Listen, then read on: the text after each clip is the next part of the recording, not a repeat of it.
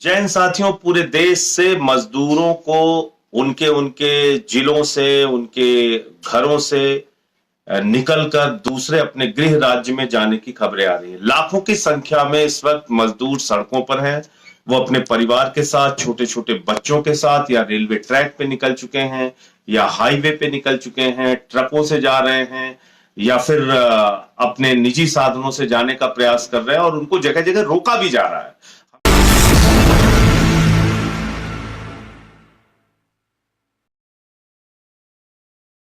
लोगों ने कल खबर देखी कि राजस्थान और उत्तर प्रदेश के बॉर्डर पे, आगरा के पास, यूपी पुलिस और राजस्थान पुलिस इस बात को लेकर आपस में झगड़ गई, लड़ाई करने लगी कि हम, उत्तर प्रदेश पुलिस ने कहा कि हम राजस्थान से पैदल आने वाले जो लोग थे, उनको, जो मजदूर थे, जो मजबूरी में इस मुसीबत की घड़ी में पैदल चल के आ रहे थे, उनको भी प्रवेश करने से रोक दिया। पूरे देश में जान जोखिम में डालकर मजदूर, गरीब आदमी अपने अपने घरों को निकल पड़ा है, पैदल चलने के लिए वो मजबूर है। लेकिन अगर केंद्र सरकार की बात करें, अगर रेल मंत्रालय की बात करें, तो रोज नए जुमले लेके आ जाता है, रोज नए झूठ बोलने के लिए सामने आ जाते हैं। अब मैंने कल देखा कि पीयूष गोयल जी, जो रेल मंत्री हैं, वो कह रहे हैं कि वो 300 ट्रेन चलाने के लिए तैयार है। ताली बजाओ सब लोग, ताली बजाइए, थाली बजाइए, 300 ट्रेन चलेगी। अरे भाई, रेल मंत्रालय के पास, रेलवे के पास 19,000 ट्रेन प्रतिदिन चलाने की क्षमता है। यानी 2 करोड़ यात्रियों को रेल मंत्रालय, रेलवे प्रतिदिन एक स्थान से दूसरे स्थान पर पहुंचा सकता है। अगर आप 2 करोड़ लोगों को एक स्थान से दूसरे स्थान पर पहुंचा सकते हैं प्रतिदिन, तो आप मुझे बताइए, ऊंट के मुंह में जीरा क्यों? 300 ट्रेन चला के आप इन मजदूरों को कितने दिनों तक परेशानी में रखना चाहते हैं? कितने दिनों तक उनको पीड़ित करना चाहते हैं? कितने दिनों तक उनको रेलवे ट्रैक पर मरने के लिए मजबूर करना चाहते हैं? कितने दिनों तक उनको हाईवेज पे रोड एक्सीडेंट का शिकार होने के लिए मजबूर करना चाहते हैं? कितने दिनों तक आप उनकी गरीबी का मजाक उड़ाएंगे? आप मुझे बताइए, ये 300 ट्रेन चलाने की नौटंकी की वजह से फिर एक बार भगदड़ होगी, फिर एक बार भीड़ इकट्ठा होगी। आप सीधे सीधे 19,000 ट्रेन आपके पास है। मैं मानता हूं अगर पूरे हिंदुस्तान में 50 लाख मजदूर भी इस मुसीबत की घड़ी में अपने घर जाना चाहते होंगे, तो एक दिन के अंदर रेल मंत्रालय और पीयूष गोयल और रेलवे, उनका विभाग, एक दिन में सारे मजदूरों को उनके घर पहुंचा सकता है। एक दिन के अंदर। यात्रा के, रेल के चलने में जो समय लगे वो एक अलग विषय है, लेकिन एक दिन के निर्णय में अगर 19,000 ट्रेनों को चलाने का निर्णय ले लिया जाए, और अधिकतम आप सोशल डिस्टेंसिंग का भी खूब पालन कीजिए, 50 लाख मजदूरों को भी, क्योंकि जब यात्री चलते हैं 2 करोड़, तो उसमें तमाम होता है, व्यापारी भी होता है, घूमने जाने वाले भी लोग होते हैं, स्टूडेंट्स भी होते हैं, तमाम तरीके के। इस समय लॉकडाउन की स्थिति है, तो आप ये मान के चलिए कि सिर्फ और सिर्फ मजदूर, गरीब, पीड़ित लोग जो इस समय अपने घर जाना चाहते हैं, उनकी संख्या अधिकतम 50 लाख से ज्यादा नहीं। और अगर रेल मंत्रालय चाहे तो 19,000 ट्रेनें उसके पास एक दिन चलाने की है, वो एक दिन में सारे मजदूरों को उनके घर पहुंचा सकता है। लेकिन नहीं करेगा। गरीब आदमी को और पीड़ा में झोंकना है, खाली बड़ी बड़ी बातें करना है, जुमला बोलना है, ताली थाली बजवाना है, लेकिन उनके मदद के लिए कभी आगे नहीं आना है। ये जो सबसे बड़ी चीज सामने देखने को मिल रही है, ये जो रवैया केंद्र सरकार का देखने को मिल रहा है, ये बहुत दुर्भाग्यपूर्ण है। हवाई जहाज से आप विदेशों से लोगों को बुला सकते हैं, चलिए आपने बुलाया, अच्छी बात है, जो भारतीय विदेश में फंसे थे। आपने अभी फिर से एक बार वंदे मातरम मिशन शुरू कर दिया है विदेशों से हिंदुस्तान लोगों को लाने के लिए, अच्छी बात है। आपने कोटा में फंसे हुए स्टूडेंट्स को अपने अपने राज्यों में, वहां की सरकारें लेके गई, उसकी आपने अनुमति दी, अच्छी बात है। इन मजदूरों के बारे में कब सोचेंगे, कब जगेंगे आप? 16 लोगों की ट्रैक पे जान चली गई औरंगाबाद में, 42 लोगों की रोड एक्सीडेंट में जान चली गई। उनके लिए आपके पास पैसा नहीं है, उनके लिए कोई योजना नहीं है। 68,000 करोड़ रुपए नीरव मोदी, मेहुल चौकसी जैसे 50 पूंजीपतियों का, ये मजदूरों को जब पैकेज देने की बात आती है, पैसा देने की बात आती है, तो सरकार हाथ खड़े कर लेती है। ये कैसी सरकार इस देश के अंदर चल रही है? आप मुझे बताइए, एक व्यक्ति पे अगर 1,000 रुपए का भी खर्चा आप मान लीजिए, और मान लीजिए कि 50 लाख मजदूर अपने घर जाना चाहते हैं, तो कितना खर्चा आएगा? मात्र 500 करोड़ रुपए। पीएम केयर्स में हजारों करोड़ रुपए लोगों ने चंदा दे दिया है। 30 लाख करोड़ रुपए का देश का बजट है, देश की सरकार का बजट 30 लाख करोड़ रुपए है। उस 30 लाख करोड़ रुपए में से 500 करोड़ रुपए का पैकेज भी इन गरीब मजदूरों के लिए नहीं निकल सकता है।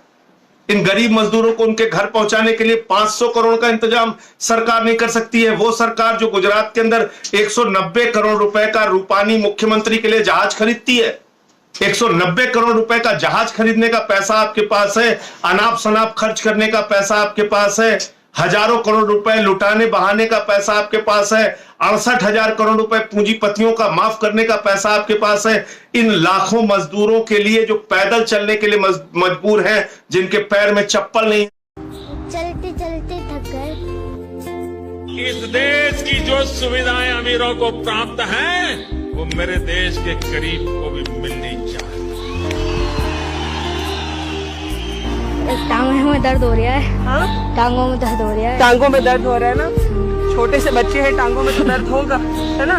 जो सामान्य व्यक्ति हवाई चप्पल पहन करके घूमता है, वो मुझे हवाई जहाज में दिखना चाहिए। ये मेरा सपना है। छोटे छोटे बच्चों को लेके वो लोग चल रहे हैं, नमक रोटी खा के चल रहे हैं, चटनी रोटी खा के चल रहे हैं, रास्ते में उनकी जान चली जा रही है। उनके लिए 500 करोड़ रुपए का इंतजाम ये सरकार नहीं कर सकती है। और मुझे तो समझ में नहीं आता कि किस तरह से घोषणाएं करती है ये सरकार।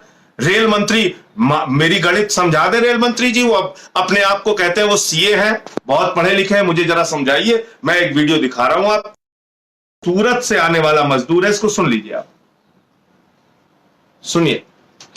आपका सूरत से क्या करते थे आप? वो कपड़ा बिनाई करता हूँ। आपका टिकट कितने का है? 650 का। तो 150 रुपए ज्यादा?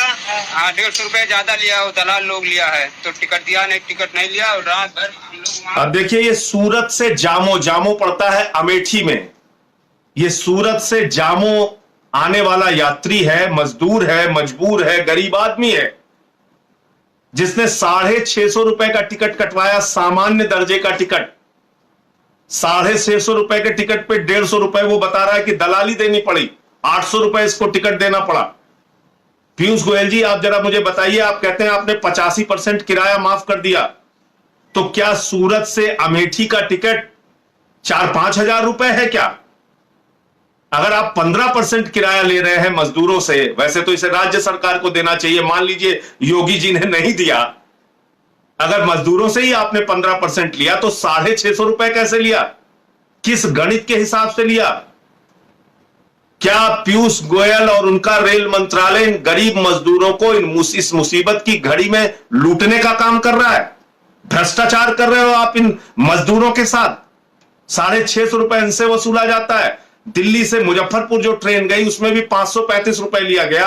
अगर 15% किराया लिया जा रहा है एक आदमी से, तो 535 रुपए दिल्ली से मुजफ्फरपुर की ट्रेन का किराया कैसे हो गया 15%? इसका मतलब 3,500-4 हजार रुपए का टिकट है यहां से मुजफ्फरपुर का।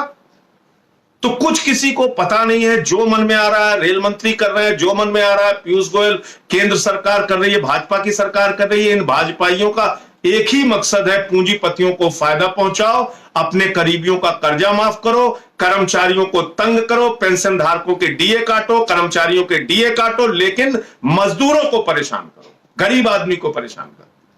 पीएम केयर्स में हजारों करोड़ इकट्ठा करो, लेकिन मजदूरों को परेशान करते रहो, पीड़ित करते रहो।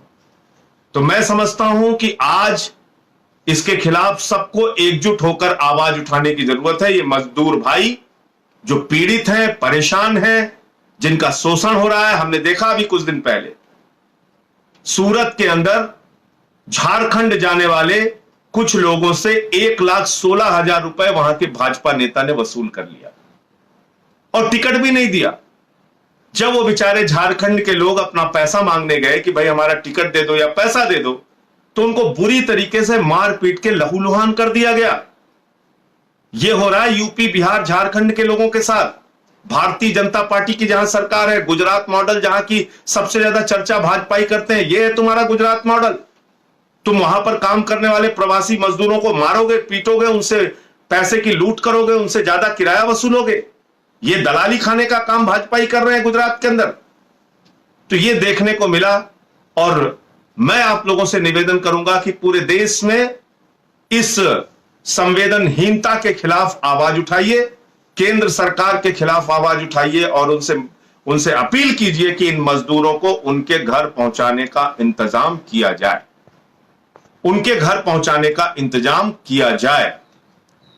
इसके अलावा कोई आज उत्तर प्रदेश के अंदर आम आदमी पार्टी की जितनी इकाई है, सभी जिलों के अंदर हमारे साथी उपवास पे बैठे हैं दिन भर के, और वहां मसला यह है कि योगी आदित्यनाथ ने ये जो 1200 किलोमीटर पैदल चल के यात्री लोग मजदूर अपने घर जा रहे हैं, उन मजदूरों का, श्रमिकों का कानून ही बदल दिया। कह दिया 3 साल तक श्रम कानूनों में पूरी तरह की ढील, और 12 घंटे भी उनसे कोई मालिक चाहे उनका तो काम करा सकता है।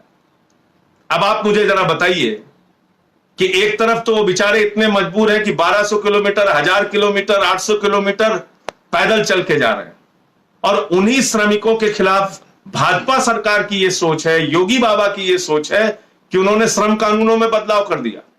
मध्य प्रदेश के अंदर, उत्तर प्रदेश के अंदर 3 साल के लिए श्रम कानून स्थगित कर दिए गए। गजब हाल है। आपको कोई और नहीं मिला शोषण करने के लिए, सिर्फ मजदूर, पीड़ित करने के लिए सिर्फ मजदूर, सड़क पे मरने के लिए सिर्फ मजदूर, पटरी पे मरने के लिए सिर्फ मजदूर, और कानूनों में बदलाव उनका शोषण करने के लिए सिर्फ मजदूर वर्ग आपको मिला।